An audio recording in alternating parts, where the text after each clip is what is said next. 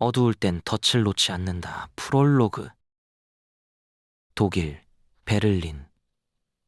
소냐 베르부르그는 과연 오늘이 지상에서 맞는 자신의 마지막 날이 될 것인지 궁금했다. 그녀는 여름 관광객들로 붐비는 움터델린덴 대로를 걸어 나가고 있었다. 당황하면 안 돼. 침착해야 돼. 그녀가 마음속으로 중얼거렸다. 컴퓨터로 받아본 프란츠의 인스턴트 메시지는 실로 오싹했다. 도망쳐, 소냐. 아르테미시아 호텔로 가. 그곳은 안전해. 거기서 기다리고 있으면. 메시지는 그렇게 끊어졌다. 어째서 프란치는 문장을 끝맺지 못한 걸까? 대체 무슨 일이지? 전날 밤, 그녀는 남편이 누군가와 통화하는 내용을 들었다. 남편은 무슨 일이 있더라도 프리마를 막아야 한다고 했다. 프리마는 또 누굴까? 소냐 베르부르그는 브란덴부르크 거리에 위치한 아르테미시아 호텔에 거의 도달해 있었다. 오직 여성 고객만 받는 호텔이었다. 들어가서 프란츠를 기다리자. 그가 와서 모든 걸 설명해 줄 거야. 소냐 베르부르그가 다음 모퉁이를 돌았을 때 신호등이 빨간불로 바뀌었다. 그녀가 연석에 멈췄을 때 인파 속 누군가가 툭 치고 지나갔고 그녀는 잠시 비틀거렸다. 빌어먹을 관광객들. 그때 갑자기 이중 주차되어 있던 리무진 한 대가 그녀 앞으로 달려왔다. 맹렬히 달려온 차에 살짝 스친 그녀가 바닥에 나뒹굴었다. 순식간에 그녀 주위로 행인들이 몰려들었다. 괜찮아요? 이스트이어 에트바스 파시에르트? 뭐에 치인 거죠? 후엘 마르쉬? 걸을 수 있어요? 그 순간 지나가던 구급차가 멈춰섰다. 구급차에서 뛰어나온 두 명의 사내가 황급히 그녀에게로 달려왔다. 이젠 우리가 맡을게요. 소냐 베르부르그는 구급차에 태워졌다. 문이 닫히고 구급차는 이내 속도를 내어 거리를 빠져나갔다. 일어나려 했지만 그녀의 몸은 들것에 단단히 묶여 있었다. 난 괜찮아요. 정말 아무것도 아니었어요. 난 그녀가 말했다. 한 구급대원이 그녀 위로 몸을 숙였다. 안심해요, 베르부르그 부인. 걱정할 것 없어요. 그녀가 깜짝 놀라 그를 올려다보았다. 내 이름을 어떻게... 순간 따끔한 피하 주사 바늘이 그녀의 팔뚝을 파고들었다. 그리고 잠시 후 그녀는 기다리고 있던 어둠 속으로 빠져들었다. 프랑스, 파리. 마크 해리스는 홀로 에펠탑의 전망대에 올라와 멍하니 떨어지는 거센 비를 맞고 있었다. 간간이 번쩍이는 번갯불이 빗방울을 휘황찬란한 다이아몬드 폭포수로 만들었다. 센강 너머로 눈에 익은 샤요 궁과 트로카데로 광장이 보였지만 그는 시큰둥했다. 그의 머리는 프리마와 곧 세상에 퍼지게 될 놀라운 소식에만 집중되어 있었다. 바람을 동반한 빗줄기가 그의 얼굴을 거세게 휘갈겨댔다. 마크 해리스가 소매로 손목을 가리고 시계를 들여다보았다. 약속 시간은 벌써 지나 있었다. 어째서 이런 데서 만나자고 한 걸까? 그것도 자정에? 열심히 머리를 굴리고 있을 때 엘리베이터 문이 열리는 소리가 들렸다. 두 남자가 거센 비바람을 뚫고 그의 앞으로 다가왔다. 그들을 알아본 후에야 마크 해리스는 비로소 안도할 수 있었다. 늦었군. 날씨가 이 모양이라서 마크, 미안하네. 그래도 이렇게 나타났으니 된 거 아닌가? 워싱턴 미팅 준비는 다 됐겠지? 그 문제 때문에 보자고 한 걸세.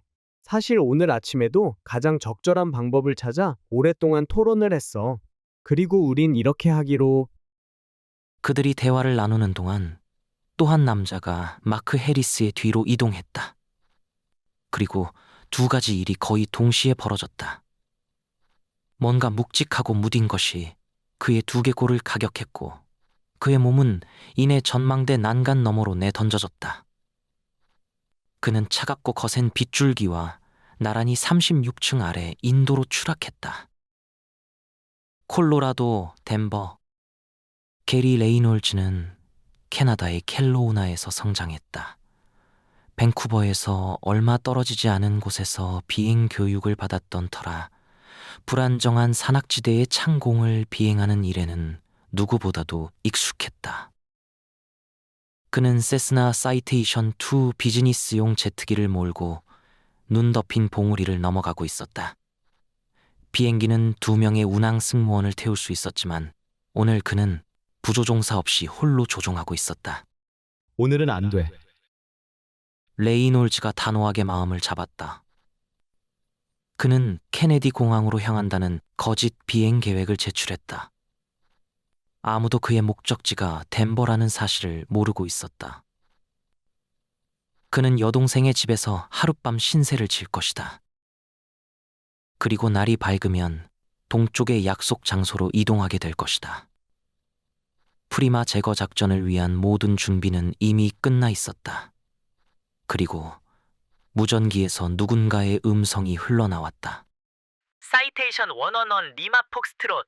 여기는 덴버 국제공항 관제탑이다. 응답하라. 게리 레이놀즈가 무전기 버튼을 눌렀다. 여기는 사이테이션 111 리마 폭스트롯. 착륙 허가 바람. 원 리마 폭스트롯. 위치를 말하라. 원 리마 폭스트롯. 현재 위치 덴버 공항 북동쪽 24km. 고도는 300m. 오른쪽으로 파이크 봉우리가 그의 눈에 들어왔다. 하늘은 눈부신 파란색을 띠고 있었고 날씨도 쾌청했다. 조짐이 좋은데. 잠시 정적이 흘렀다. 관제탑에서 다시 무전이 왔다. 원 리마 폭스트롯. 26번 활주로에 착륙하라. 다시 말한다. 26번 활주로에 착륙하라. 원 리마 폭스트롯 알았다. 그때였다. 게리 레이놀즈는 갑자기 비행기 동체가 덜컹거리는 느낌을 받았다. 깜짝 놀란 그가 조종석 창밖을 내다보았다. 강한 바람이 불어와 동체를 강타했고 세스나는 격렬한 난기류에 말려들었다. 비행기는 심하게 요동쳤다. 그는 고도를 높이기 위해 조종관을 당겨보았다. 하지만 소용없었다. 그는 맹렬한 소용돌이에 갇혀버렸다. 비행기는 이제 그의 제어 능력밖에 내던져져 있었다. 그는 황급히 무전기 버튼을 눌렀다. 여기는 원 리마 폭스트롯. 비상사태가 벌어졌다. 원 리마 폭스트롯. 무슨 일인가? 게리 레이놀즈가 송화기에 대고 소리쳤다. 바람 시어에 걸렸다. 극심한 난기류다. 빌어먹을 허리케인에 말려들었다. 시어, 바람 진행 방향에 수직 또는 수평 방향의 풍속 변화를 말함. 원 리마 폭스트롯. 현재 위치는 덴버 공항에서 겨우 4분 30초밖에 떨어지지 않았다. 그리고 우리 모니터엔 난기류가 탐지되지 않는다. 그쪽 모니터에 탐지되든 안 되든 내가 알 바 아니야. 내가 그렇다고 지금 말하고 있잖아. 그의 언성이 갑자기 높아졌다. 메이데이! 메이! 관제탑은 레이더 모니터에서 분립이 사라지는 것을 지켜보며 충격에 빠졌다. 분립, 레이더 스크린에 나타나는 영상을 말함. 뉴욕, 맨해튼.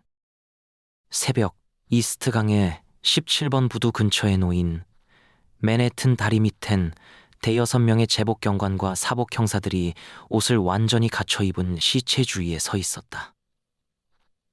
시체는 강기슬게 있었다.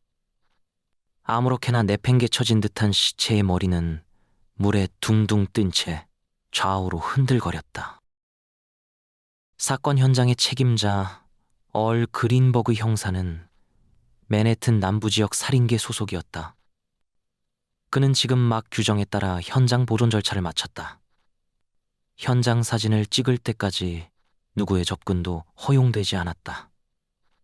경관들이 분주히 단서를 찾는 동안 그는 수첩의 현장 상태를 꼼꼼히 메모해 나갔다. 시체의 두 손은 깨끗한 비닐봉지에 쌓여 있었다. 검시관 칼 워드가 검사를 마치고 일어나 바지에 묻은 흙을 털어냈다. 그는 두 담당 형사를 돌아보았다. 얼 그린버그 형사는 화려한 이력을 가지고 있는 프로다운 모습의 형사였다. 회색 머리에 로버트 프레지처 형사는 산전수전 다 겪은 듯 냉담한 모습이었다. 워드가 그린버그에게 말했다. 이제 시체를 살펴봐도 돼요. 어떤 것 같아요? 칼로 목을 그어놨어요. 경동맥까지 싹 벤 거죠. 그게 사인이에요. 양쪽 슬개골이 깨져 있고 늑골도 몇 개 부러진 것 같아요. 누군지는 몰라도 아주 작사를 냈군요. 사망 추정 시간은요? 워드가 물살에 흔들거리는 시체의 머리를 내려다보았다. 그건 분명하지 않아요. 내 추측엔 범인이 자정 이후에 그를 여기에 버려놓은 것 같군요. 부검이 끝나면 확실히 밝혀지겠죠. 그린버그가 시체를 들여다보았다.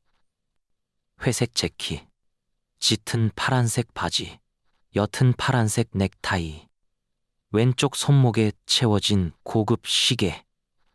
그린버그가 무릎을 꿇고 앉아 시체의 재킷 주머니를 뒤적이기 시작했다.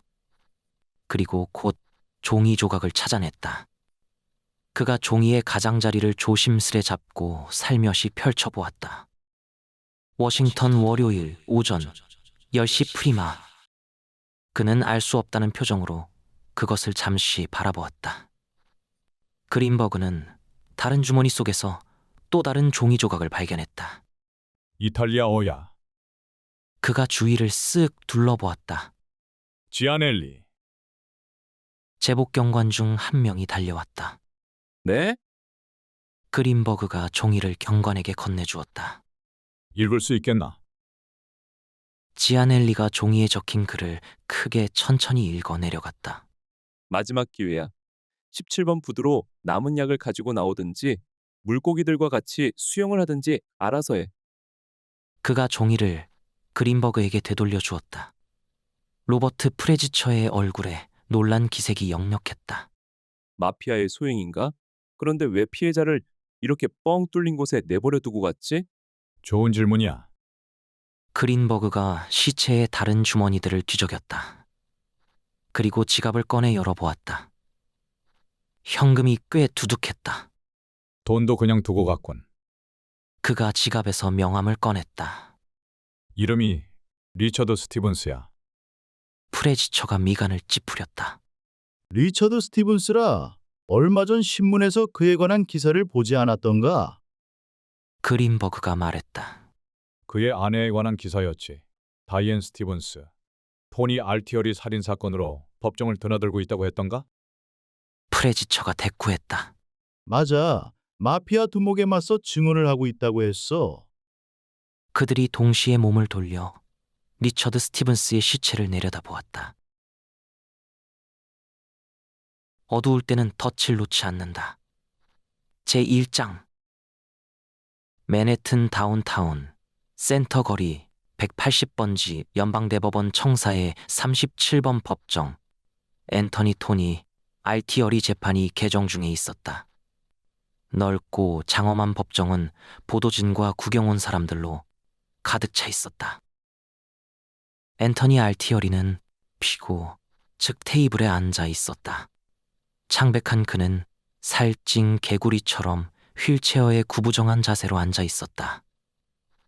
오직 그의 두 눈만 살아있는 것처럼 보였으며 그가 증인석을 돌아볼 때마다 다이앤 스티븐스는 그의 증오를 고스란히 느낄 수 있었다. 알티어리 옆자리엔 그의 변호사 제이크 루벤스타인이 앉아 있었다. 루벤스타인은 두 가지 사실로 유명했다. 첫째, 의뢰인들이 거의 거물급 갱들이라는 사실. 둘째, 거의 모든 그의 의뢰인들이 무죄 판결을 받았다는 사실. 루벤스타인은 작지만 민첩한 사람으로 명석한 두뇌와 번뜩이는 기질을 겸비했다. 법정에서 그는 항상 새로운 모습으로 맡은 바 책임을 다했다.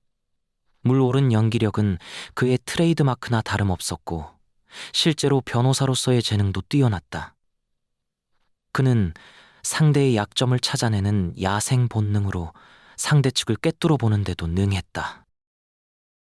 가끔 루벤스타인은 천천히 안심하고 있는 먹이에게 다가가 생포를 준비하는 사자나 거미집을 빙빙 돌려 먹이를 가두고 무기력하게 만드는 교활한 거미가 된 자신을 상상해보곤 했다. 가끔 그는 살며시 줄을 들이운 채 잘 속아 넘어가는 증인이 미끼를 물 때까지 침착하게 기다릴 줄 아는 그런 끈기 있는 낚시꾼이기도 했다. 그는 증인석에 앉아 있는 여자를 주의 깊게 지켜보고 있었다. 다이앤 스티븐스는 30대 초반이었다. 그녀에게선 우아함이 풍겼다. 귀족적인 분위기, 길게 늘어뜨려진 매끄러운 금발머리, 초록색 눈, 섹시한 몸매, 이웃집 소녀 같은 친근함. 그녀는 세련된 검은색 맞춤 정장 차림이었다. 제이크 루벤스타인은 전날 그녀가 배심 원단에게 좋은 인상을 심어주었다는 사실을 알고 있었다. 그는 최대한 조심스레 그녀를 다뤄야만 했다. 낚시꾼식으로 가야 해. 그가 속으로 중얼거렸다. 루벤스타인이 아주 천천히 증인석으로 다가갔다. 그가 부드럽게 얘기하기 시작했다. 스티븐스 부인께선 문제의 날, 그러니까 10월 14일에 헨리 허드슨 고속도로에서 드라이브를 하고 있었다고. 어제 진술했죠? 그리고 타이어에 바람이 빠지는 바람에 158번가로 빠지는 출구로 나와 국도를 타고 포트 워싱턴 공원으로 들어갔다고 말했죠? 네, 그녀는 음성도 지적이었다. 왜 하필 그곳에 멈춰설 생각을 하게 된 건가요? 타이어에 바람이 빠졌으니까요. 어떻게든 도로를 빠져나와야 했고, 마침 나무들 사이로 오두막 지붕이 눈에 들어왔어요. 왠지 그곳에서 날 도와줄 수 있는 사람을 찾을 수 있을 것 같았어요. 차엔 스페어 타이어가 없었어요. 자동차 클럽엔 가입했나요? 네, 차에 휴대폰은 있었고요? 네. 그럼 어째서 자동차 클럽에 도움을 요청하지 않은 거죠? 그랬다간 시간이 너무 걸릴 것 같았어요. 루벤스타인이 이해한다는 듯 말했다. 물론 그랬겠죠. 게다가 마침 오두막까지 보였으니. 네, 그럼 도움을 청하기 위해 오두막으로 다가갔겠네요. 맞아요. 그때도 밖이 환했나요? 네. 오후 5시쯤 됐던 것 같아요. 그럼 아주 분명하게 보였겠네요. 네, 분명히 뭐가 보이던가요? 스티븐스 부인? 앤터니 알티어리가 보였어요. 오, 예전에 그를 만난 적이 있었나요? 아니요, 어떻게 그가 앤터니 알티어리였다고 확신할 수 있죠? 신문에서 그의 얼굴을 본 적이 있었어요. 그래서, 그냥 피고와 닮은 사람의 사진이었을 수도 있지 않을까요? 하지만, 오두막에선 뭘 봤습니까? 다이앤 스티븐스가 몸서리치며 길게 숨을 들이쉬었다. 그녀는 머릿속으로 당시 상황을 떠올리며 천천히 증언을 이어나갔다. 오두막 안엔 4명의 남자가 있었어요. 그중 한 명은 의자에 묶여 있었고요. 알티어리 씨는 의자에 묶여 있는 남자를 신문하고 있는 것 같았어요. 그의 옆엔 다른 2명의 남자가 서 있었고요. 그녀의 음성이 살짝 떨렸다. 알티어리 씨가 총을 뽑아들고 빽 소리쳤어요. 그리고 그 남자의 뒤통수에 총을 쐈어요. 제이크 루벤스타인이 배심원단을 흘끗 돌아보았다. 그들은 그녀의 증언에 집중하고 있었다. 그래서 어떻게 했습니까, 스티븐스 부인?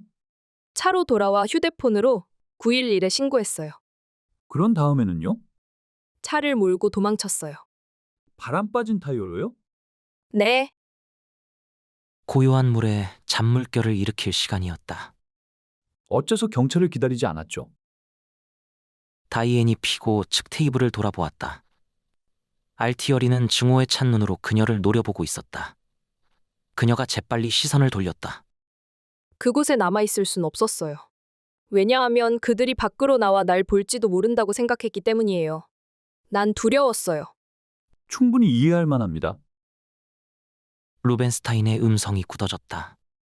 하지만 내가 이해할 수 없는 건 경찰이 증인의 911 신고를 접수하고 오두막에 도착했을 때 그들이 아무도 보지 못했다는 것과 살인 현장은커녕 사람이 머물렀던 흔적조차 찾지 못했다는 사실이에요. 그게 어떻게 된 일인지는 내가 알 수 없죠. 난 증인은 예술가죠? 아닌가요? 그녀가 순간 움찔했다. 네, 난 성공한 예술가인가요? 그렇다고 할 수 있죠. 그런데 그게 대체 이번 일과 무슨... 낚싯줄을 획 잡아당길 시간이었다.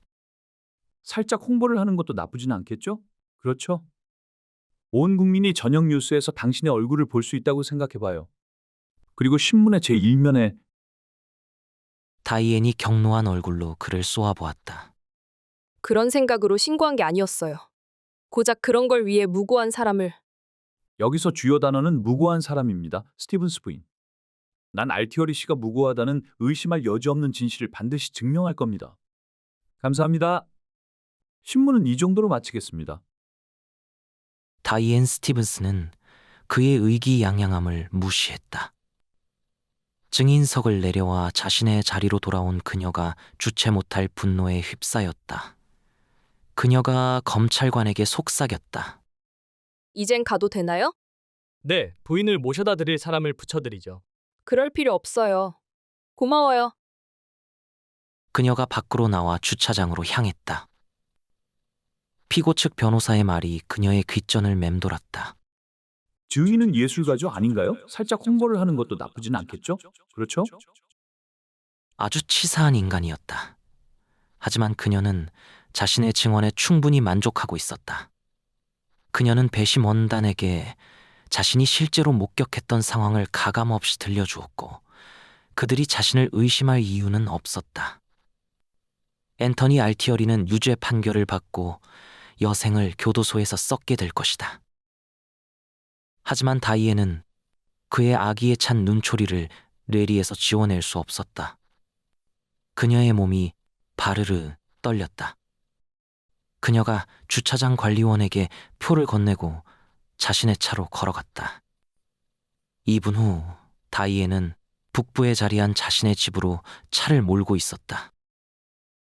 모퉁이엔 일단 정지 표지가 세워져 있었다. 다이앤이 브레이크를 밟았다. 연석에 서 있던 잘 차려입은 젊은 남자가 그녀의 차 앞으로 다가왔다. 실례합니다. 길을 잃어서요. 죄송하지만 다이앤이 창문을 내렸다. 홀랜드 터널로 가려면 어떻게 해야 하는지 알려주실 수 있나요? 그에게서 이탈리아 악센트가 느껴졌다. 네. 아주 쉬워요. 우선 쭉 내려가다가 남자가 손을 들었고 그의 손엔 소음 장치가 달린 권총이 쥐어져 있었다. 차에서 내려. 어서. 다이앤의 얼굴이 창백하게 질렸다. 알았어요, 제발. 그녀가 문을 열자 그가 뒤로 한 걸음 물러섰다. 순간 다이앤은 엑셀러레이터를 힘껏 밟았고 차는 무서운 속도로 그곳을 벗어났다. 총탄이 날아와 뒤 유리를 산산조각 냈고 또 한 발의 총탄은 차의 뒷부분에 박혔다. 그녀의 심장이 터질 듯 요동쳤다. 제대로 숨도 쉴 수 없었다. 다이앤 스티븐스는 차 강도 사건에 대해 읽은 적이 있었다. 하지만 막연히 이런 일들은 다른 사람들에게만 일어나는 것이라고 별 관심을 두지 않았었다. 하지만 남자는 그녀를 죽이려고 했다. 차를 강탈해가는 사람들이 살인까지 하나? 다이앤이 휴대폰을 집어들고 911로 전화를 했다. 교환이 응답할 때까진 무려 2분의 시간이 소요되었다. 911입니다. 무슨 일이십니까? 다이앤은 방금 전 자신에게 벌어졌던 일을 설명하면서도 이 모든 게 다 헛수고라는 생각을 지울 수 없었다. 남자는 이미 도망치고 없을 테니까. 현장으로 당장 경관을 보낼게요. 이름과 주소와 전화번호를 말씀해 주세요. 다이앤이 그녀가 요구하는 정보를 차분하게 알려주었다. 헛수고야. 그녀는 생각했다. 그녀가 깨진 뒤 유리를 돌아보며 다시 한번 몸을 떨었다. 회사에 있을 리처드에게 전화를 걸어 무슨 일이 일어났는지 들려주고 싶었다.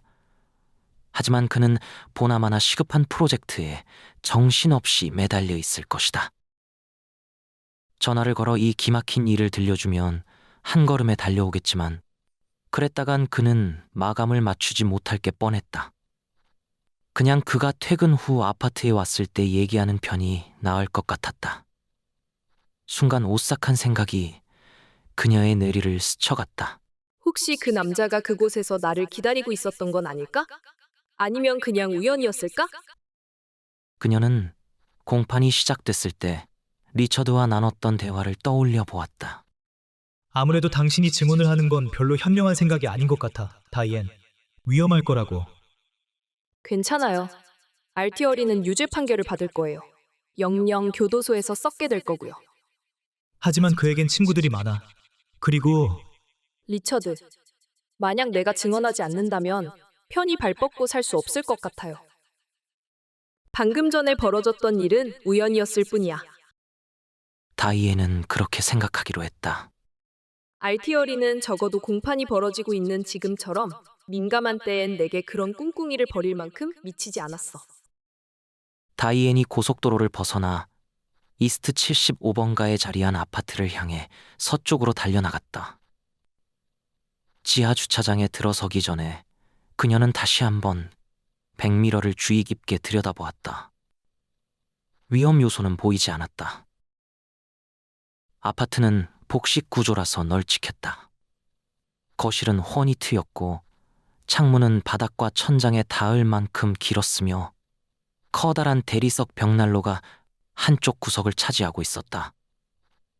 거실엔 꽃무늬 천을 씌운 소파와 안락 의자, 붙박이 책장, 그리고 대형 텔레비전이 적절히 놓여 있었다.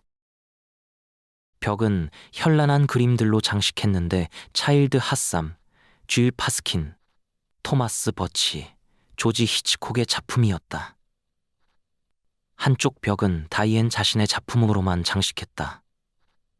위층엔 침실과 욕실, 손님방, 그리고 다이앤이 작업하는 화실이 자리하고 있었는데 화실의 벽도 다이앤의 작품으로 장식했다. 방 중앙에 놓인 이젤엔 반쯤 완성된 초상화가 놓여 있었다. 집에 돌아오자마자 다이앤이 제일 먼저 한 일은 화실로 뛰어 들어간 것이었다. 그녀가 미완성 작품을 이젤에서 내려놓고 새 캔버스를 올려놓았다. 그리고 곧장 자신을 죽이려고 했던 남자의 얼굴을 그려나갔다. 하지만 손이 너무 떨려 그냥 포기해버릴 수밖에 없었다. 다이앤 스티븐스의 아파트로 차를 모는 얼 그린버그 형사가 투덜거렸다. 난 우리가 이런 일을 해야 한다는 사실이 제일 마음에 안 들어. 로버트 프레지처가 대꾸했다. 그래도 우리가 알려주는 게 저녁 뉴스를 통해 듣는 것보단 낫지. 그가 그린버그를 돌아보았다. 자네가 말해줄 텐가? 얼 그린버그가 마지못해 고개를 끄덕였다. 그는 순찰 경관의 아내 아담스 부인에게 남편이 순직했다는 사실을 전하게 된 형사의 이야기를 떠올렸다. 아주 예민한 여자야. 본부장이 담당 형사에게 주의를 주었다. 최대한 조심스럽게 말을 꺼내야 할 걸세. 걱정 마세요. 잘할 수 있어요. 형사가 아담스 집의 현관문에 노크했다. 아담스의 아내가 문을 열자 형사는 이렇게 물었다. 부인께서 아담스 미망인이십니까? 다이앤은 초인종 소리에 깜짝 놀랐다. 그녀는 인터폰으로 다가갔다. 누구세요? 얼 그린버그 형사입니다. 스티븐스 부인을 만나러 왔습니다. 아까 신고한 것 때문에 온 걸 거야. 웬일로 빨리 왔지? 그녀가 인터폰 버튼을 눌렀고 그린버그가 현관으로 들어서서 그녀의 아파트 문 앞으로 다가왔다. 어서 오세요. 스티븐스 부인? 네. 이렇게 빨리 와주셔서 고마워요. 범인의 얼굴을 그려보려 하긴 했는데 그녀가 깊은 숨을 들이쉬었다. 가무잡잡했고 온폭하게 들어간 갈색 눈을 가지고 있었어요. 볼에는 점이 나 있고요. 그가 가지고 있던 총엔 소음 장치가 붙어 있었어요. 그리고 당황한 그린버그는 그녀를 쳐다보았다. 미안합니다만 무슨 말인지. 내 차를 강탈하려 했던 남자 말이에요. 911에 신고했고 그녀가 형사의 표정에 주목했다. 그것 때문에 오신 게 아니군요. 그렇죠. 예, 부인. 그린버그가 잠시 말을 멈췄다가 다시 입을 열었다. 잠시 들어가도 되겠습니까? 그러세요. 그녀는 미간을 찌푸린 채 아파트에 들어서는 그린버그를 쳐다보았다. 그럼 무슨 일로 오신 거죠? 뭐가 잘못됐나요? 막상 말하려 하니 말이 잘 나오지 않았다. 네, 죄송합니다. 나쁜 소식입니다. 남편 분에 관한 소식입니다. 무슨 일이 생겼나요? 그녀의 음성이 떨렸다. 남편께서 사고를 당하셨습니다. 다이앤의 몸이 순간 움찔했다. 무슨 사고를 당했는데요? 그린버그가 깊은 숨을 들이쉬었다. 남편분은 어젯밤에 살해되셨습니다. 스티븐스 부인. 오늘 아침에 이스트강 다리 밑에서 시신을 발견했습니다. 다이앤이 한동안 그에게서 시선을 떼지 못했다. 그녀가 천천히 고개를 가로저었다. 다른 사람일 거예요. 남편은 지금 연구실에서 일을 하고 있다고요? 그의 예상보다 훨씬 힘든 상황이 벌어지고 있었다. 스티븐스 부인, 어젯밤 남편께서 집에 들어오셨습니까? 아니요. 리처드는 종종 실험실에서 밤을 새우곤 해요. 연구원이거든요. 그녀는 점점 더 초조해하고 있었다. 스티븐스 부인, 혹시 남편께서 마피아와 관련되어 있다는 사실을 알고 있었습니까? 다이앤의 얼굴이 하얗게 질렸다. 마피아라고요? 미쳤어요? 우리가 발견한 것은 다이앤의 호흡이 점점 가빠져갔다. 신분증을 보여주세요. 그러죠. 그린버그가 신분증을 꺼내 그녀에게 보여주었다. 다이앤이 신분증을 한동안 들여다보다가 다시 그에게 돌려주었다. 그리고 그린버그의 뺨을 한 대 후려쳤다. 무고한 시민들을 겁주고 다니라고 시에서 당신에게 월급을 주는 건 아니겠죠? 남편은 죽지 않았어요. 지금 그는 연구실에 있다고요. 그녀가 소리쳤다. 그린버그가 충격과 부정이 가득 찬 그녀의 눈을 한동안 쳐다보았다. 스티븐스 부인, 당분간 부인을 돌봐줄 사람을 보낼까요? 돌봐줄 사람이 필요한 건 내가 아니라 형사님인 것 같군요. 당장 나가요. 스티븐스 부인, 당장! 그린버그가 명함을 꺼내 테이블에 올려놓았다. 뭔가 들려줄 말이 있으면 연락주세요. 제 연락처입니다. 밖으로 걸어나가면서 그린버그는 생각했다. 아주 잘했군. 아예 이렇게 얘기해버릴걸. 부인께서 스티븐스 미망인이십니까? 얼 그린버그 형사가 떠나자 다이앤이 현관문을 걸어 잠그고 길고 떨리는 숨을 내쉬었다. 바보 같은 사람. 엉뚱한 곳에 찾아와 날 겁주려 하다니. 신고해버릴까 보다. 그녀가 손목시계를 들여다보았다. 리처드가 곧 올 거야. 저녁 식사를 빨리 준비해야지. 그녀는 그가 제일 좋아하는 빠에야를 만들 참이었다. 빠에야, 쌀, 고기, 어패류, 야채를 스페인식으로 찐 밥을 말함. 그녀는 곧장 주방으로 들어가 요리를 시작했다. 리처드가 근무하는 연구실의 비서 때문에 다이앤은 지금껏 업무 중인 남편을 방해한 적이 없었다. 그가 먼저 전화를 걸어오지 않으면 그것은 퇴근이 늦어진다는 뜻이었다. 8시가 되자 빠에야가 완성되었다. 그녀가 살짝 맛을 본 후 만족스러운 미소를 지었다. 리처드가 좋아하는 스타일 그대로. 10시가 넘었는데도 남편이 귀가하지 않자 다이앤이 빠에야를 냉장고에 집어넣고 포스트잇에 메모를 적어 냉장고 문에 붙여두었다. 여보, 저녁 식사는 냉장고에 넣어두었어요. 올라와서 날 깨워요. 리처드는 배가 많이 고플 것이다. 다이앤의 몸에서 갑자기 기운이 쭉 빠져나갔다. 잠옷으로 갈아입고 양치를 한 후 침대에 누웠다. 몇 분이 채 지나지 않아 그녀는 깊은 잠에 빠졌다. 새벽 3시 그녀는 비명을 지르며 잠에서 깼다. 어두울 때는 덫을 놓지 않는다. 제2장. 동틀역까지 다이앤은 전율을 멈추지 못했다. 뼛속 깊숙이 냉기가 파고들었다. 리처드는 죽었다. 영영 그를 다시 볼 수 없을 것이다. 그의 음성도 다시 들을 수 없고 그를 품에 안을 수도 없을 것이다. 내 잘못이야. 그 법정에 발을 들여놓는 게 아니었는데? 오, 리처드, 날 용서해줘요. 제발 날 용서해요.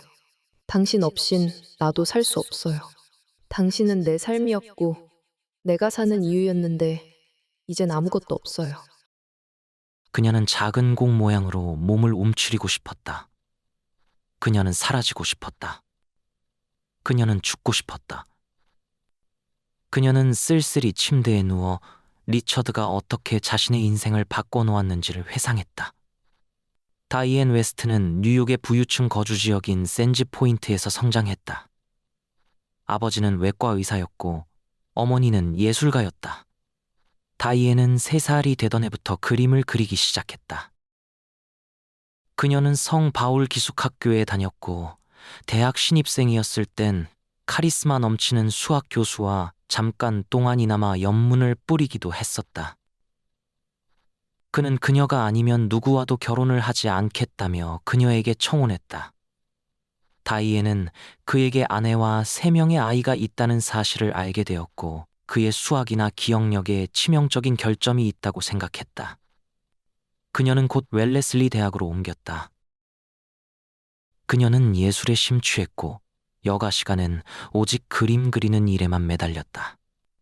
졸업할 무렵 다이앤은 자신의 작품을 하나씩 팔기 시작했다. 그리고 장래가 촉망되는 젊은 예술가라는 명성을 얻었다. 그해 가을, 5번가에 자리한 유명한 갤러리에서 다이앤의 개인전을 열어주었다. 그리고 개인전은 큰 성공을 거두었다. 갤러리의 주인 폴 디코는 돈 많고 박학한 흑인이었다. 그는 다이앤의 경력을 키우는데 큰 도움을 주었다. 개인전 첫날 갤러리는 사람들로 발 디딜 틈이 없었다. 디콘이 한박 웃음을 지으며 다이앤에게 다가왔다. 축하해. 벌써 그림이 거의 다 팔렸어. 몇 개월 후에 다시 개인전을 갖자고. 네가 준비되는 대로 말이야. 다이앤은 흥분을 감추지 못했다. 좋은 소식이네요, 폴. 네 재능 덕분이지. 그가 그녀의 어깨를 토닥이고는 부산을 떨며 어디론가 사라졌다. 다이앤이 그림에 서명을 하고 있을 때 한 남자가 그녀의 뒤로 다가왔다. 당신의 곡선미가 마음에 드네요. 다이앤의 몸이 빳빳하게 경직되었다. 경로한 그녀가 몸을 획 돌리고 한마디 쏘아주려 입을 연 순간 그의 말이 이어졌다. 당신의 작품들에선 로세티나 마네의 우아함이 느껴져요. 그는 벽에 걸린 그녀의 작품 중 하나를 유심히 들여다보고 있었다. 다이앤이 완벽한 타이밍에 맞춰 내뱉었다. 아, 그녀는 남자를 주의 깊게 지켜보았다. 나이는 30대 중반 정도의 180cm를 훌쩍 넘는 키와 건장한 체구, 그리고 금발머리와 파란 눈을 가지고 있었다. 그는 옅은 황갈색 정장에 흰색 셔츠와 갈색 넥타이 차림이었다. 고마워요. 그림은 언제 시작했어요? 어릴 때부터요. 어머니도 화가셨거든요. 그가 미소 지었다. 우리 어머니는 요리사셨죠. 하지만 난 요리를 전혀 못해요. 당신의 이름은 알고 있어요. 난 리처드 스티븐스예요. 그때 폴 디콘이 3개의 상자를 들고 다가왔다. 여기 그림이 있습니다. 스티븐스 씨, 감상 잘하세요? 그가 그것들을 리처드 스티븐스에게 건네주고는 다시 사라졌다. 다이앤이 깜짝 놀라서 그를 쳐다보았다. 제 그림을 석점씩이나 샀어요? 제 아파트엔 2점이 더 걸려 있어요. 몸둘 바를 모르겠네요. 당신의 재능을 높이 평가하고 있어요. 고마워요. 그가 잠시 머뭇거렸다. 많이 바쁜 것 같은데 그럼 전 이만. 다이앤이 재빨리 말했다. 아니에요, 괜찮아요. 그가 다시 미소 지었다. 잘 됐군요. 다시 잠시 머뭇거리다가 그가 말했다. 내 부탁 하나만 들어줄래요, 웨스트 양? 다이앤이 그의 왼손을 슬그머니 내려다보았다. 그의 손에는 결혼 반지가 끼워져 있지 않았다. 무슨 부탁인데요? 노엘 카워드의 즐거운 마음의 재상용표 2장이 있어요. 내일 저녁 표인데 같이 갈 사람이 없네요. 시간이 괜찮다면... 다이앤이 잠시 그를 유심히 뜯어보았다. 그는 선해 보였고 아주 매력적이었다. 하지만 그는 낯선 남자이기도 했다. 너무 위험해. 아무래도 안 되겠어. 하지만 그녀는 자신도 모르는 새 이렇게 대답해버리고 말았다. 같이 가죠 뭐. 다음 날 저녁 그들은 아주 유쾌한 시간을 보냈다. 리처드 스티븐스는 아주 재미있는 사람이었고 서글서글하기까지 했다. 그들은 미술과 음악에 공통적인 흥미를 가지고 있었고 그 외에도 많은 공통점을 지니고 있었다. 그녀는 그의 매력에 흠뻑 빠져 있었지만 그 역시 자신에게 빠져 있는지를 확신할 수는 없었다. 데이트가 끝나갈 무렵 리처드가 물었다. 내일 밤엔 시간 어때요?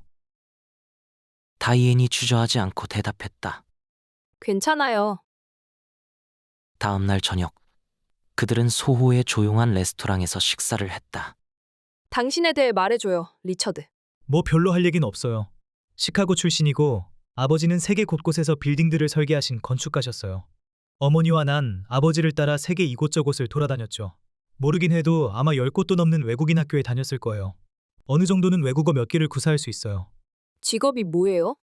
KIG에서 일하고 있어요. 킹즐리 인터내셔널 그룹. 상당한 규모의 싱크탱크예요. 아주 흥미로운 일인 것 같은데요? 맞아요. 최첨단 과학을 연구하죠. 만약 우리에게 좌우명이 있다면 아마 이럴 거예요. 만약 지금 우리에게 해답이 없다면 내일까지 기다려라. 저녁 식사를 마친 후 리처드는 다이앤을 집까지 바래다 주었다. 그녀의 집 현관 앞에서 그녀의 손을 살며시 잡으며 그가 말했다. 오늘 즐거웠어요. 고마워요. 그리고 그는 갔다. 다이앤은 그냥 멍하니 서서 멀어져가는 그의 뒷모습을 지켜보았다. 그가 음흉한 늑대가 아니라 점잖은 신사라서 다행이야. 정말로 그렇게 생각해. 젠장. 그 후로 그들은 매일 저녁을 함께 보냈다. 리처드와 만날 때마다 다이앤은 한결같은 따스한 온기를 느낄 수 있었다. 금요일 저녁 리처드가 말했다. 난 토요일마다 리틀리그 팀의 코치로 활동해요. 내일 시합 보러 와줄래요? 다이앤이 고개를 끄덕였다. 네, 갈게요, 코치님. 다음 날 아침 다이앤은 의욕 넘치는 어린 선수들 틈에서 열심히 지도하는 그를 지켜보았다. 그는 상냥했고 친절했으며 느긋했다. 10살짜리 팀 홈이 뜬 공을 잡자 그가 환호성을 지르며 기뻐했다. 아이들은 그를 무척이나 좋아했다. 다이앤이 생각했다. 사랑에 빠진 것 같아. 난 분명 사랑에 빠졌어. 며칠 후 다이앤은 몇몇 여자친구들과 즐거운 점심 식사를 했다. 식사 후 레스토랑을 나온 그들은 집시가 점을 봐주는 곳을 지나게 되었다. 다이앤이 충동적으로 말했다. 점이나 보고 갈까? 안 돼, 다이앤. 다시 사무실로 돌아가야 하거든. 나도. 난 잔이를 데리러 가야 해. 넌 들어가 봐. 나중에 점쟁이가 뭐라고 했는지 꼭 들려줘야 해. 알았어. 그럴게. 5분 후 다이앤은 볼이 홀쭉한 노파와 마주보고 앉아 있었다. 노파의 치아는 거의 다 금리였고 머리엔 더러운 숄이 둘러져 있었다. 말도 안 돼. 내가 여길 왜 들어온 거지? 하지만 그녀는 자신이 왜 그곳에 왔는지 분명히 알고 있었다. 그녀는 리처드와 자신이 미래를 함께할 운명인지를 묻고 싶었던 것이다. 그냥 재미삼아 보는 건데 뭐. 그녀가 속으로 중얼거렸다. 다이앤은 타로 카드를 집어들고 섞기 시작하는 노파를 지켜보았다. 노파는 고개를 들고 다이앤을 쳐다보지 않았다. 여쭤보고 싶은 게 있는데요. 시. 노파가 카드 하나를 뒤집었다. 화려한 옷을 걸친 광대가 작은 가방을 들고 있는 그림이었다. 노파가 잠시 그것을 들여다보았다. 당신이 알아야 할 비밀이 아주 많아요. 노파가 다음 카드를 뒤집었다. 이건 달이에요. 당신에겐 확신이 없는 욕망이 있어요. 다이앤이 머뭇거리다가 고개를 끄덕였다. 남자 문제인가요? 네. 노파가 다음 카드를 뒤집었다. 이건 연인의 카드예요. 다이앤이 미소 지었다. 좋은 예시인가요? 그야 곧 알게 되겠죠. 다음 두 장의 카드가 그걸 알려줄 거예요. 노파가 다음 카드를 뒤집었다. 교수형을 당한 남자. 노파가 미간을 찌푸렸다. 그리고 잠시 머뭇거리다가 다음 카드를 뒤집었다. 악마. 노파가 중얼거렸다. 나쁜 예시인가요? 다이앤이 조심스레 물었다. 점쟁이는 그 질문에 대답하지 않았다. 다이앤은 노파가 다음 카드를 뒤집는 모습을 숨죽여 지켜보았다. 그녀가 고개를 저었다. 그녀의 음성엔 힘이 쭉 빠져 있었다. 죽음의 카드예요. 다이앤이 자리에서 일어났다. 이건 엉터리예요. 그녀가 벌컥 화를 내며 말했다. 노파가 고개를 들고 여전히 힘 빠진 음성으로 말했다. 그렇게 믿어도 소용없어요. 당신 주위엔 죽음이 도사리고 있어요. 어두울 때는 덫을 놓지 않는다. 제3장. 독일 베를린. 경찰 사령관, 오토 쉬퍼, 2명의 제복경관, 그리고 아파트 관리인. 칼 괴치는 물이 넘치는 욕조 안에 벌거벗은 채로 움츠려 있는 시체를 내려다보고 있었다. 그녀의 목 둘레엔 희미한 타박상이 나 있었다. 경찰 사령관이 물이 뚝뚝 떨어지는 꼭지 밑에 손가락을 댔다. 차가운 물이군. 그가 욕조 옆에 놓인 빈 술병의 냄새를 맡은 후 아파트 관리인을 돌아보았다. 이 여자 이름이 뭐죠? 소냐 베르부르그예요. 남편 이름은 프란츠 베르부르그이고요. 무슨 연구원이라고 하는 것 같던데. 이 아파트에서 남편과 살고 있었던 겁니까? 7년간 살았죠. 좋은 사람들이었어요. 집세도 제때 냈고요. 아무런 문제도 일으키지 않았어요. 모두들 그들을... 그가 말끝을 흐렸다. 베르부르그 부인은 무슨 일을 했습니까? 사이베를린 인터넷 카페에서 일했어요. 돈을 내고 컴퓨터를 사용하는... 시체는 어떻게 발견하게 됐습니까? 욕조의 찬물 꼭지 때문이죠. 몇 차례에 걸쳐 고쳐보긴 했지만 꼭지가 완전히 잠길 수 있게는 못했어요. 그래서요? 오늘 아침 아래층 주민이 천장에서 물이 떨어진다고 불평을 했어요. 그래서 내가 올라와 노크를 했죠. 응답이 없어서 여벌 열쇠로 문을 열고 들어왔어요. 그리고 욕실로 들어와 보니 목이 메는 듯 그가 말을 끊었다. 형사가 욕실로 들어왔다. 진열장엔 술병이 없습니다. 그냥 와인이 다예요. 경찰 사령관이 고개를 끄덕였다. 알았어. 그가 욕조 옆에 놓인 술병을 가리켰다. 병에 묻은 지문을 확인해봐. 알겠습니다. 경찰 사령관이 칼 괴치를 돌아보았다. 베르부르그 씨는 어디 있습니까? 그건 모르겠네요. 매일 아침 출근하는 그를 보긴 하지만 그가 무력한 제스처를 해보였다. 오늘 아침엔 못 봤습니까? 못 봤어요.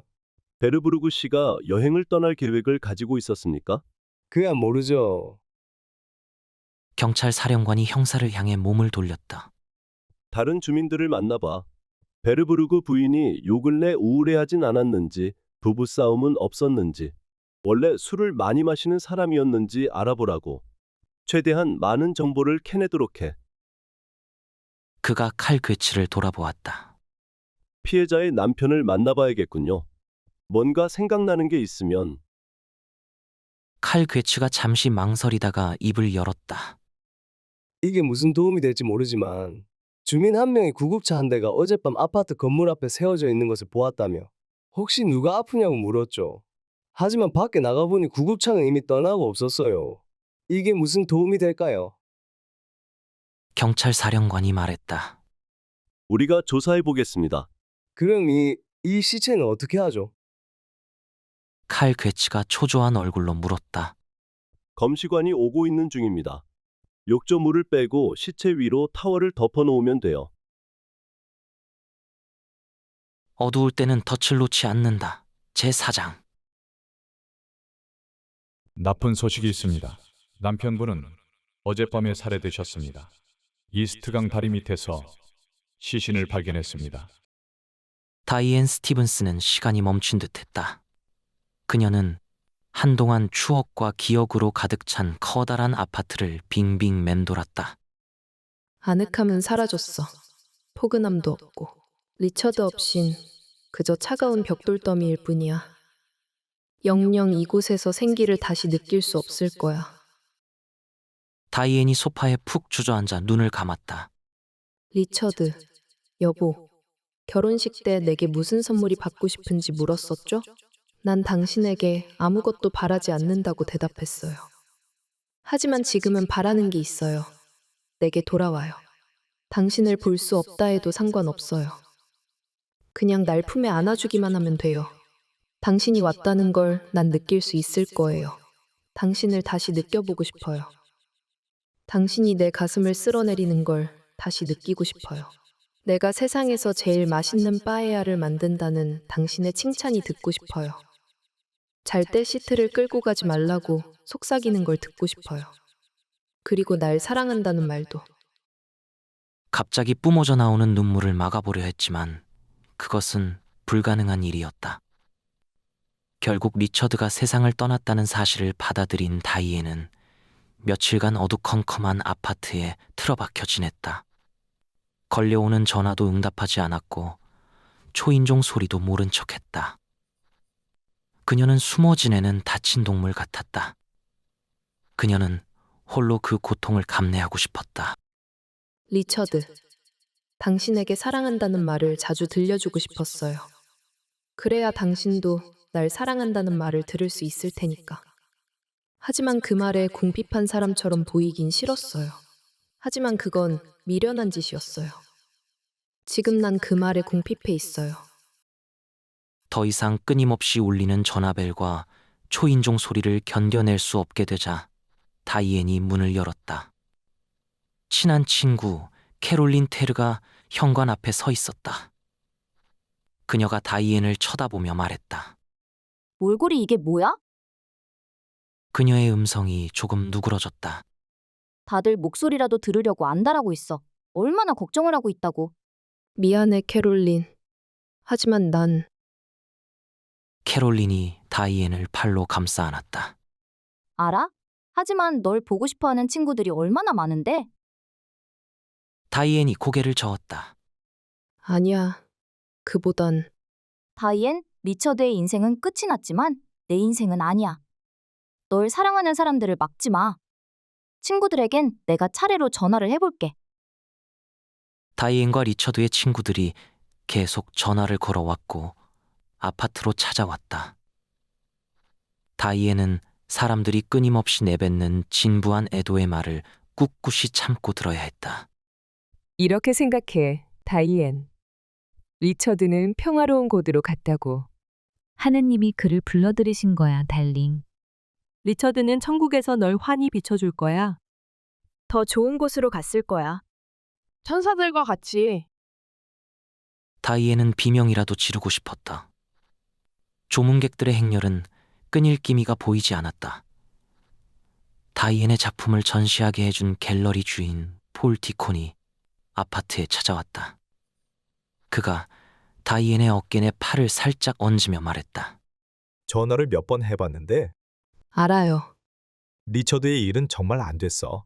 정말 신사였는데 하지만 다이앤, 이렇게 세상과 연락을 끊고 살면 안 돼. 사람들은 너의 새로운 작품을 기다리고 있다는 걸 명심하라고. 못하겠어요. 이제 그림은 중요하지 않아요, 폴. 그 무엇도 중요하지 않다고요. 이젠 손 뗄래요. 그 무엇도 그녀를 설득할 수 없었다. 다음 날 초인종이 울리자 다이앤이 내키지 않는 걸음을 옮겨 현관으로 나갔다. 문에 나 있는 구멍을 들여다보니 몇몇 사람이 몰려와 있는 게 보였다. 다이앤이 의아해하며 문을 열었다. 복도엔 남자아이들이 10명쯤 모여 있었다. 그중 한 명은 작은 꽃다발을 들고 있었다. 안녕하세요, 스티븐스 부인. 아이가 꽃다발을 다이앤에게 건넸다. 고맙구나. 그녀는 그들이 누구인지 기억해냈다. 그들은 리처드가 코치로 활동했던 리틀리그 야구팀 선수들이었다. 다이앤은 이미 헤아릴 수조차 없을 만큼 많은 꽃다발과 애도카드, 이메일 등을 받았다. 하지만 아이들이 가져온 꽃다발만큼 감동적인 것은 없었다. 들어와. 다이앤의 말에 아이들이 우르르 몰려 들어왔다. 그냥 우리도 무척 슬퍼하고 있다는 말씀드리려고 왔어요. 코치 선생님은 정말 좋은 분이셨어요. 아주 멋지셨어요. 최고의 코치셨어요. 다이앤은 더 이상 울음을 참을 수 없었다. 고맙다. 코치 선생님도 너희들을 무척 좋아하셨어. 정말 자랑스러워 하셨지. 그녀가 길게 숨을 들이쉬었다. 뭐 마실래? 예전 시합에서 뜬 공을 멋있게 잡아냈던 10살짜리 팀 홈이 말했다. 아니에요, 스티븐스 부인. 그냥 기운 내시라는 말씀드리려고 온 거예요. 꽃은 저희가 조금씩 돈을 모아 산 거고요. 12달러짜리예요. 어쨌든 저희도 마음 아파하고 있다는 거 알아주세요. 다이앤이 아이들을 내려다보며 나지막이 말했다. 너무 고맙다. 코치 선생님도 너희들이 이렇게 찾아와 준 걸 알고 계신다면 많이 기뻐하실 거야. 아이들은 작별 인사를 한마디씩 남긴 채 돌아갔다. 그들의 뒷모습을 지켜보며 다이앤은 리처드가 아이들과 운동장을 누비던 때를 떠올려 보았다. 그는 뭐든 아이들 눈높이에 맞췄다. 아이들이 쉽게 알아듣고 이해할 수 있게끔. 아이들도 그런 그를 무척 잘 따랐다. 바로 그날 내가 처음으로 그와 사랑에 빠졌었는데. 천둥 소리와 함께 첫 번째 빗방울이 창문에 떨어졌다. 마치 하늘의 눈물처럼 느껴졌다. 비? 리처드와 함께 보냈던 어느 주말에도 비가 내렸었는데 피크닉 가는 거 좋아해요? 리처드가 물었다. 그럼요. 그가 미소 지었다. 그럴 줄 알았어요. 그럼 우리 피크닉 가요. 내일 정오에 데리러 올게요. 햇볕이 쨍쨍 내리쬐는 화창한 날이었다. 리처드는 센트럴파크 한복판에 피크닉 준비를 해두었다. 리넨 받침 위에 은 식기가 가지런히 놓여 있었다. 다이앤이 피크닉 바구니 안에 담겨 있는 것을 본 후 웃음을 터뜨렸다. 로스트 비프, 햄, 치즈, 2개의 커다란 파테, 각종 음료수와 5-6가지의 디저트. 파테, 진 익인 고기나 간을 요리한 것. 작은 군대를 데려와도 충분하겠네요. 우리 말고 누가 또 오기로 되어 있나요? 순간 그녀의 뇌리를 스치는 생각이 있었다. 목사? 그녀의 얼굴이 붉어졌다. 리처드가 그녀를 바라보았다. 괜찮아요? 괜찮냐고요? 지금까지 이렇게 행복했던 적이 없었다고요. 네, 리처드. 그가 고개를 끄덕였다. 잘 됐네요. 군대는 부르지 않았어요. 어서 시작하죠. 그들은 식사를 하며 많은 대화를 나누었다. 시간이 갈수록 그들은 점점 더 서로에게 친밀해졌다. 그들 사이에선 강한 성적 긴장이 커져갔고 그들 모두 그것을 느낄 수 있었다. 완벽하기만 했던 오후에 갑자기 굵은 빗방울이 후두둑 떨어지기 시작했다. 그리고 몇 분도 채 지나지 않아 두 사람은 흠뻑 젖어버렸다. 리처드가 후회 섞인 어투로 말했다. 미안해요. 신문엔 분명 비가 오지 않을 거라고 했는데 이렇게 피크닉을 망쳐놓네요. 다이앤이 그의 앞으로 조금 더 가까이 다가서서 속삭였다. 정말 그렇게 생각해요? 그녀는 그의 품을 파고들었고 그들은 뜨거운 키스를 서로에게 퍼부었다. 그녀는 온몸에 열기가 퍼져나가는 것을 느꼈다. 그녀가 그로부터 떨어져 나오며 말했다. 젖은 옷을 벗어야겠어요. 그가 피식 웃었다. 맞아요. 그래야 감기에 걸리지 않. 다이앤이 말했다. 당신 집으로 갈까요? 제 집으로 갈까요? 리처드가 갑자기 당황해하는 기색을 보였다. 다이앤, 괜찮겠어요? 이건 하룻밤 만에 정사가 아니니까 묻는 거예요. 다이앤이 나지막이 말했다. 나도 알아요. 30분 후 그들은 다이앤의 아파트에 들어와 있었다. 그들은 서로의 품에 안긴 채 옷을 벗어나갔다.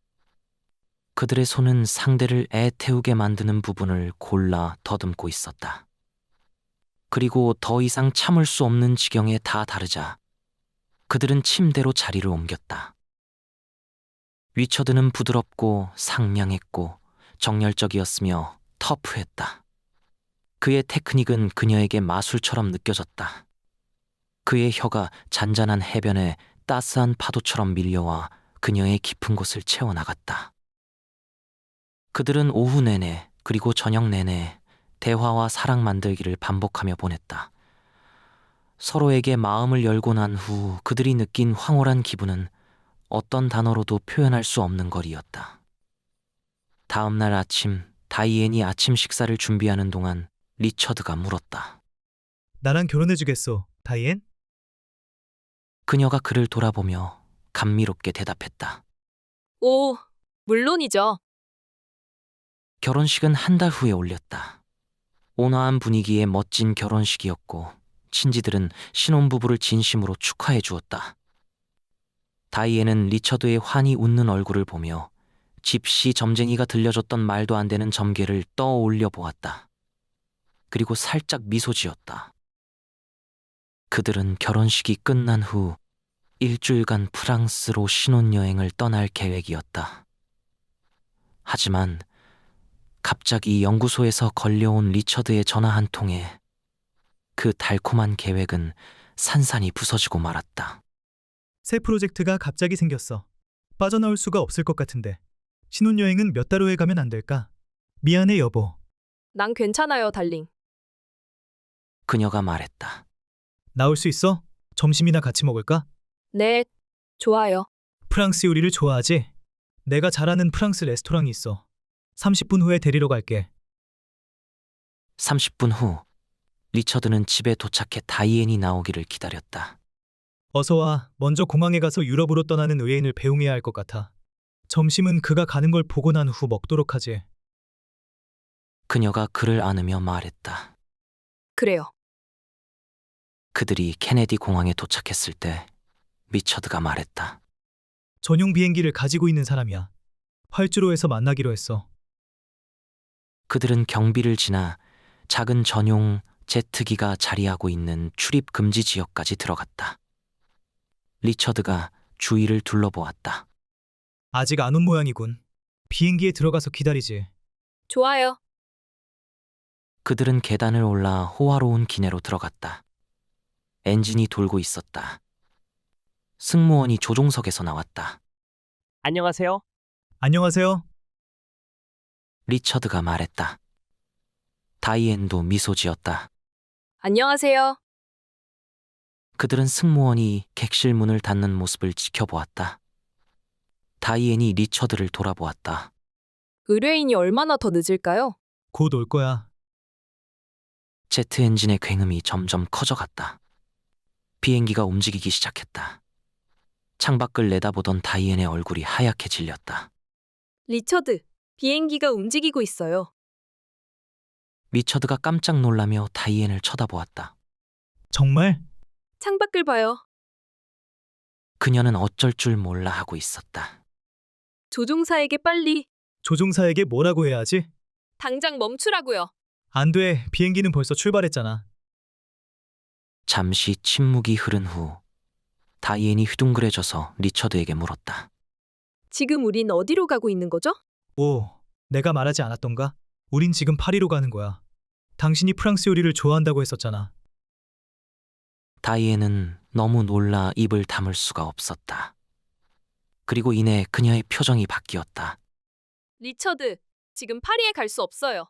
옷도 준비해 오지 않았고 화장품도 없다고요. 게다가 파리에도 그런 것들을 파는 가게가 있다고 들었어. 그녀가 한동안 그를 멍하니 쳐다보다가 그의 목을 감싸쥐었다. 오, 날 속였군요. 사랑해요, 여보. 그가 씩 웃었다. 신혼여행 가자고 했잖아. 그래서 이렇게 가는 중이고. 어두울 때는 덫을 놓지 않는다. 제5장. 오를리 공항에 도착하자 리무진 한 대가 그들을 태우고 플라자 아테네 호텔로 향했다. 그들이 호텔에 도착하자 지배인이 말했다. 스위트룸이 준비되었습니다. 스티븐스 씨. 고마워요. 그들은 310호실에 묵게 되었다. 지배인이 문을 열어주었고 다이앤과 리처드가 안으로 들어섰다.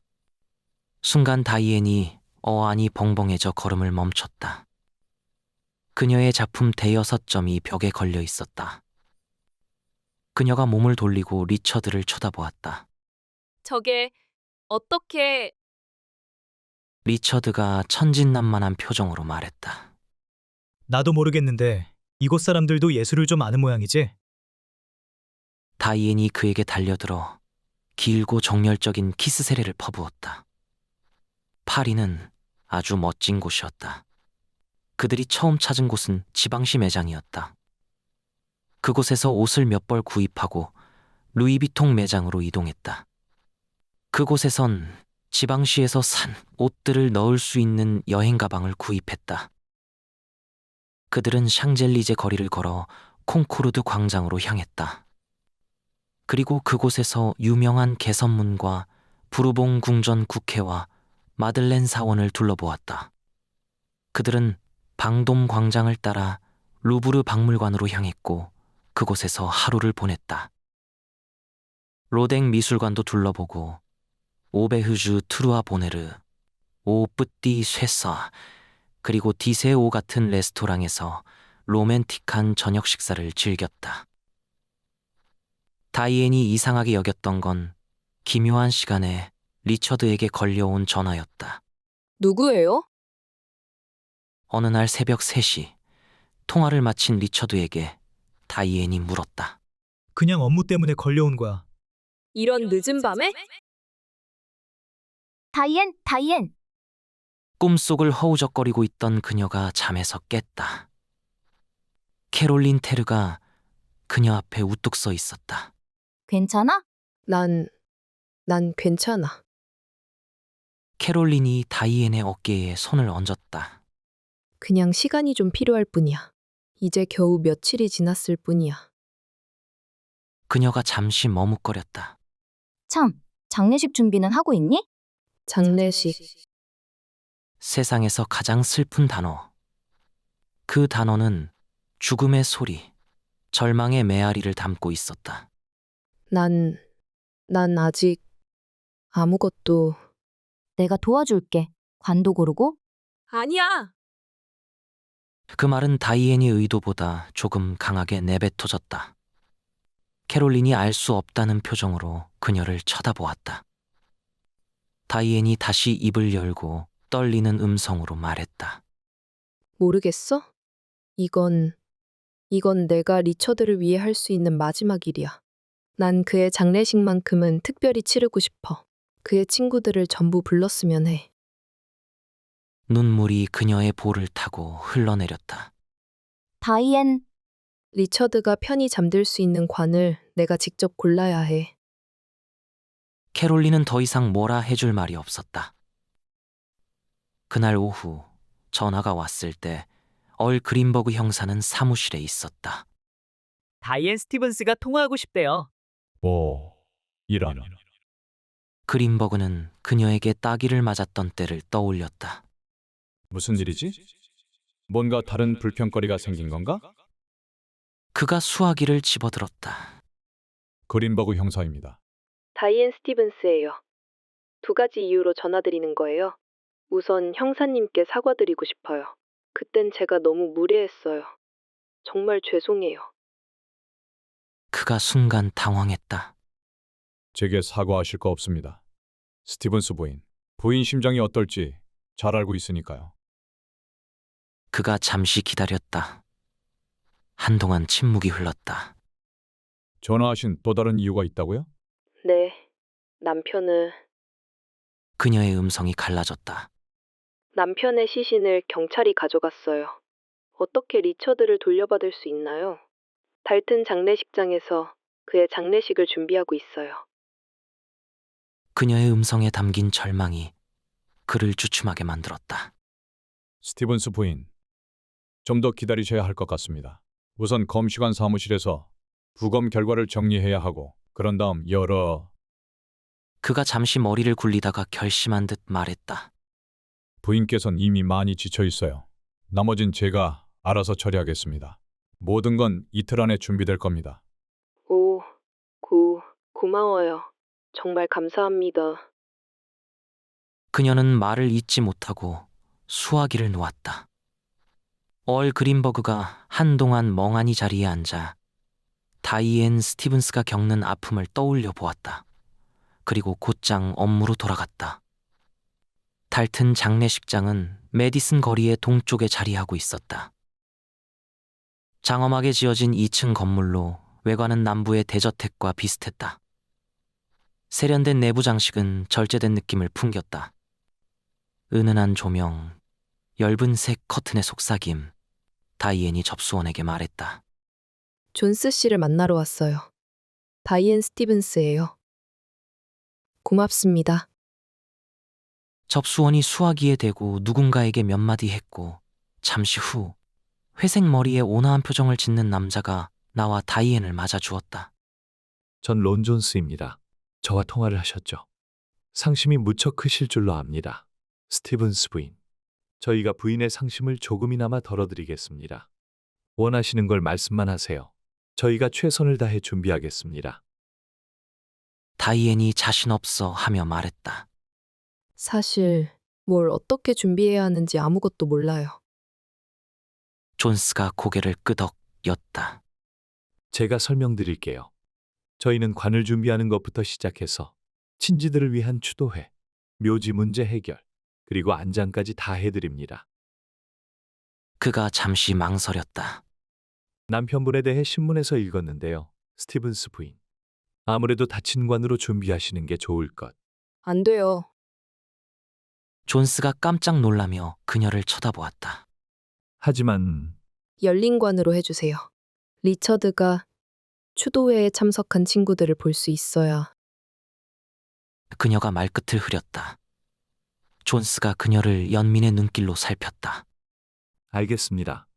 그럼 한 가지 제안을 드리죠.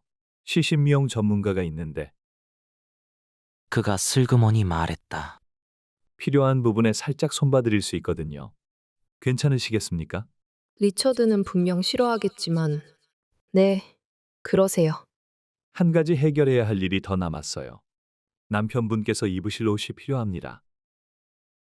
그녀가 순간 큰 충격에 휩싸였다. 그럼 다이앤은 낯선 이의 차가운 손이 리처드의 벌거벗은 몸에 닿는 모습을 상상하며 몸을 바르르 떨었다. 스티븐스 부인? 리처드의 옷은 내가 직접 입혀야겠어. 하지만 그런 그의 모습을 어떻게 볼 수 있을까? 난 그의 예전 모습만을 기억하고 싶은데. 스티븐스 부인? 다이앤이 가까스로 입을 열었다. 그 생각은 미쳐. 그녀가 울먹였다. 미안해요. 그녀는 더 이상 말을 잇지 못했다. 그는 그녀가 비틀거리며 밖으로 나가 택시를 잡는 모습을 지켜보았다. 아파트로 돌아온 다이앤은 곧장 리처드의 옷장을 열었다. 2개의 선반에 걸쳐 그의 정장이 걸려 있었다. 그의 옷 한 벌 한 벌엔 많은 추억이 담겨 있었다. 그들이 갤러리에서 처음 만났을 때 그가 입었던 황갈색 정장도 보였다. 당신의 곡선미가 마음에 드네요. 당신의 작품들에서는 로세티나 만의 우아함이 느껴져요. 그녀는 그 정장을 간직하고 싶었다. 그녀의 손가락이 다음 정장을 만지작거렸다. 피크닉 때 리처드가 입었던 옅은 회색 스포츠 재킷이었다. 그들이 소나기에 흠뻑 젖었을 때 입었던.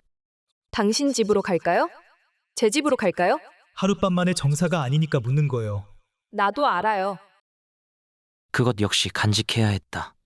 다음은 핀스트라이프 정장이었다. 프랑스 요리를 좋아하지? 내가 잘 아는 프랑스 레스토랑이 있어. 군청색 블레이저, 스웨이드 재킷.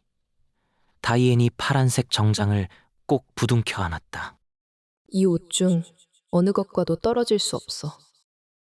그의 옷 하나하나가 소중한 추억이었다. 떨어질 순 없어. 그녀가 흐느끼며 앞에 정장을 움켜잡았다.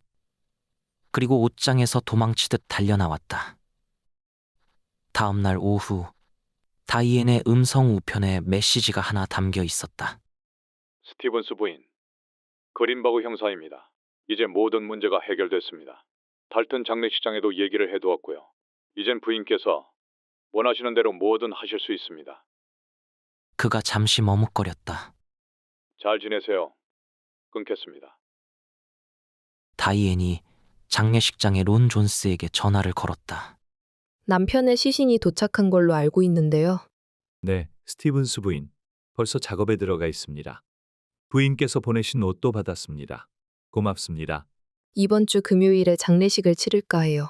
괜찮겠죠? 그럼요. 그때까지 모든 준비를 마쳐 놓겠습니다.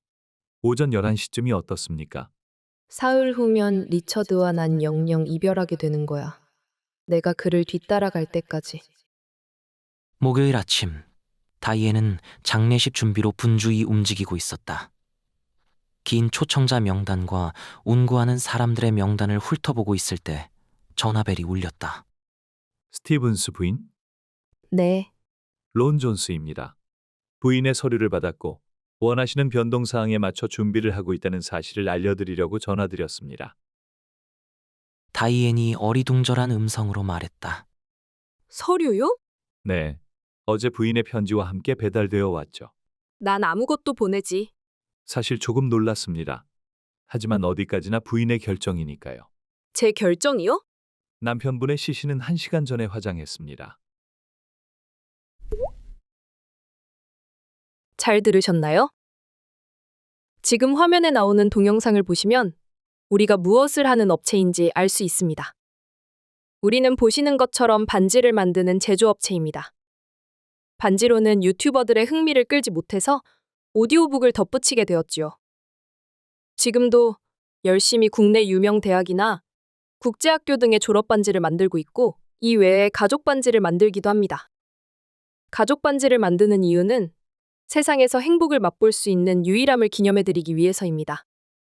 이런 가족의 행복을 기원하는 마음으로 졸업 반지와 같은 공동 구매 가격으로 가족 반지를 만들어드리고 있습니다. 좀 더 자세한 내용은 더보기에서 참고 링크를 클릭하시면 다양한 맞춤의 예를 보실 수 있습니다. 감사합니다.